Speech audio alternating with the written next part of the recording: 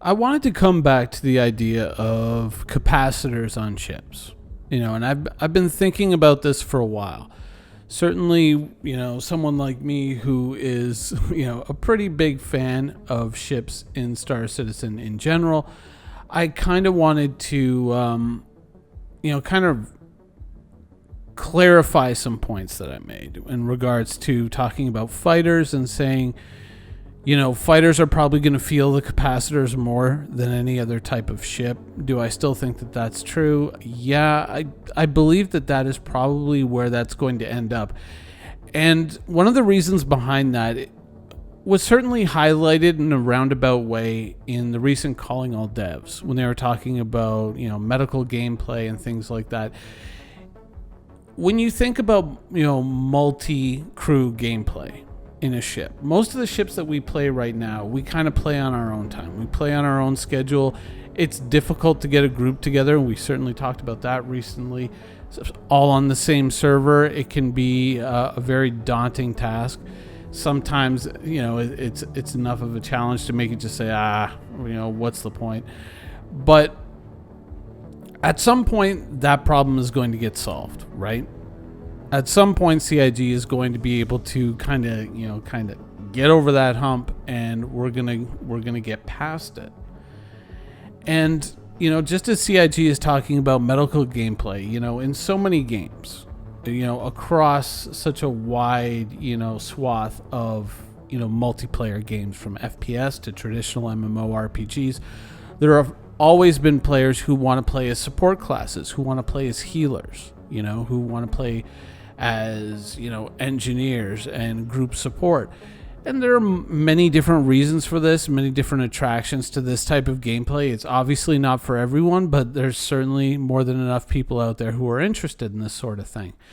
And in the same way that I think people are going to be interested in being a medic, there are still going to be people who, maybe aren't as comfortable as a ship's pilot. Maybe they aren't as comfortable as, operating a snub fighter or a turret.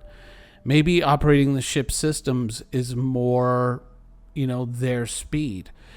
And I think that the capacitor system is probably going to be one of these systems that benefits from player intervention, Right now, as a player flying a ship, you have to manage, for the most part, all of the ship systems. So not only are you flying the ship, are you hunting the enemy, are you navigating to your destination, are you radioing for landing, all of this stuff, but you're also having to manage the ship systems. And some of us, like myself, we often give it very little thought. We set the hotkeys, but, because of the nature of the challenges we often face, we don't really interact with them as much as we should. And we kind of know that we're doing that, but we still, we just still kind of go like, well, this guy's not going to last too long, so, what's the point? In the future, though, with capacitors and with, the complexity of the game systems and how we interact with them going up, I think that this is going to be one of those points where, you are going to want to bring a friend. As much as you may on an FPS mission want to bring a friend who will, possibly be able to heal you if you get wounded, or if your character suffers a very grievous wound and is possibly going to die. You're going to want that, support person there with you. And then you're probably going to see the same person wanting to slip into the engineering station, and you're probably going to receive benefits.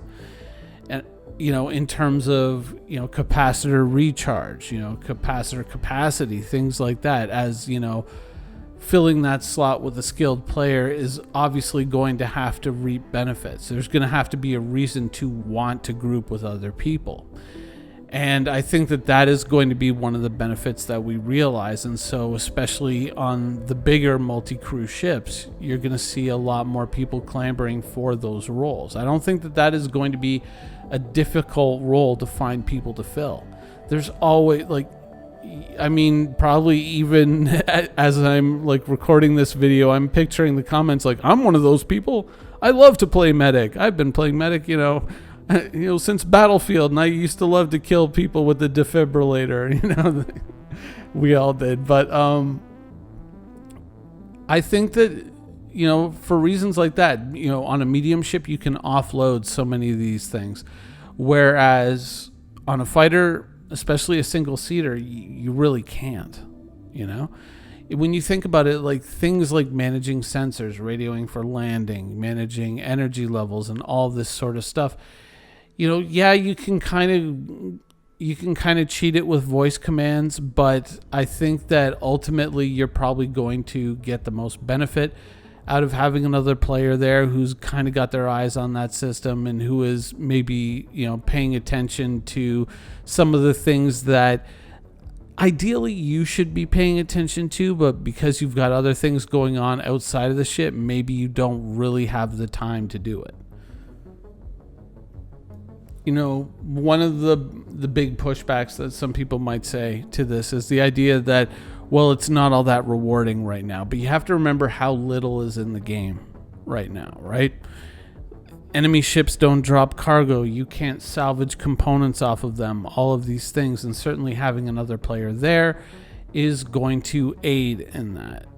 Is going to make that much more, much easier to accomplish. So I think that in a way, the mission rewards themselves are probably going to receive a little bit of a tweak, but the biggest buff that you're going to see is probably going to come along with the salvage system.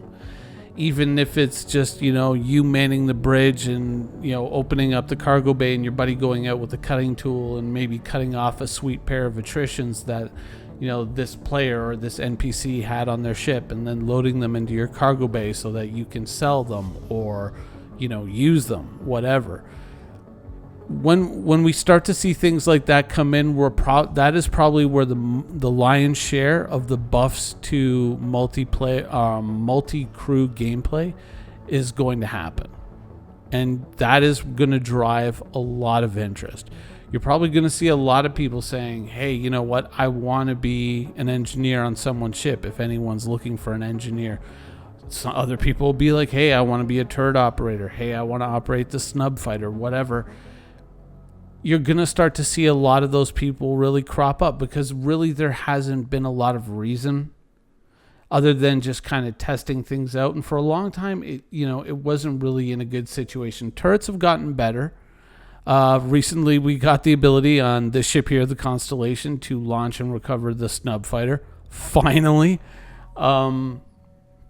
I think that this is going to continue to kind of see its stock rise as we kind of move into the future, and you're going to see a lot more interest in multi-crew gameplay. And having the ship that facilitates that is probably going to, be a good idea. So to bring it all the way back to the beginning, when we were talking about capacitors, this is just one of these, these areas where being able to hand these tasks off either to a reasonably competent NPC or a player who is going to develop a lot of skill around managing these systems, it doesn't become all that scary. When you think about having to manage them all by yourself along with the battle and flying the ship, that's where it becomes a little bit daunting and a little bit unattractive. Well, very unattractive. I would argue that we really haven't seen the full effect of distortion weapons yet, and the effects that they're going to have on ship systems, the effects of, hacking missiles, which are a thing that have been mentioned, but of course have yet to be realized in game, kind of managing all these different threats and difficulties that a ship could handle. And CIG's obvious drive and ambition to make multi-crew gameplay a real thing. I think that coupled with, hopefully better reliability in the future in servers and, modified rewards for missions, I think that overall, it just kind of makes these kind of medium to larger ships much more attractive. And, in general, I think that multi-crew gameplay is going to give a lot of avenues for players who may not be fully comfortable with the pilot role to, allow themselves to contribute, which I think is the most important thing, the feeling that I've contributed to this success. Maybe I'm not the best pilot, but I'm a good engineer or I'm a good turret operator or whatnot. I think that giving those players, areas to excel, and even for the person who's the fighter dog pilot, more oriented person or dog pilot, dog fighter,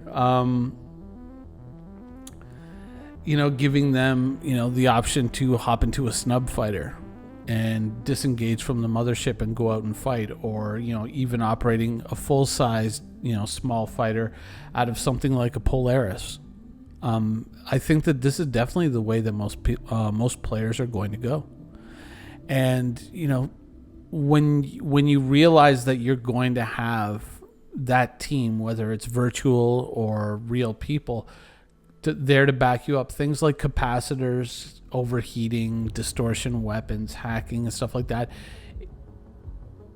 it's daunting in the lens of the current game, but in the lens of all these different systems being kind of enabled, it really doesn't change the way I feel about a lot of the ships in Star Citizen, and which ones I think are stellar and which ones I think are probably less than a worthwhile investment. But yeah, just a little bit more depth on my thoughts on capacitors and how that's going to affect the ships we buy and the ships we want to fly in Star Citizen in the future.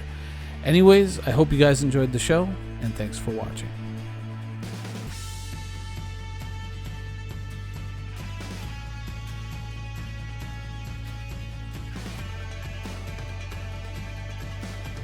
Thank you for watching. So if you want to keep up with the latest and greatest in Star Citizen and Squadron 42's development, please follow us on our social media channels. See you soon.